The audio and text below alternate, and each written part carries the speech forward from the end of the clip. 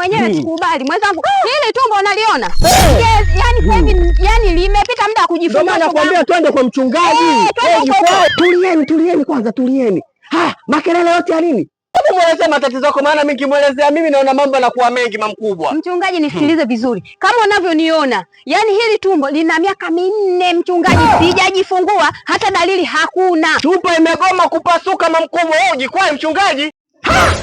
Huyo mtoto ndani sikata kwa kashaanza kucheza chura. Tunataka maombi mpaka tunataka maombi tena. Yaani utupige maombi yenyewe mpaka nikajifungue leo mchungaji. Sasa kama hujapigwa juju, wewe utakuwa umelogwa. Swali ya kawaida hii. Ulibakwa Sio kubakwa, nilienda mwenyewe. Chezea utamu wewe.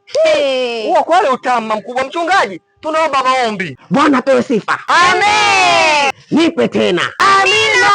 Mchungaji. Nipe sijaona. Amen. Kwa heshima Baba, katika jina lako nimemleta mdada huyu, ana kibendi, ana mimba Baba, miezi imepitiliza hajifungui Baba, nampelekea moto libashanda libasaka. Watoto wa Zaburi, watoto wa Galilaya, watoto wa Ebeneza, nisalimie watoto wa Jei, watoto wa Jesus. Wewe kwa heshima sasa wewe tayari kuanzia leo utasikia uchungu na chupa itapasuka leo hii. Sasa tunafanyaje? Maokoto. Hasa maokoto ni jambo la kushangaa.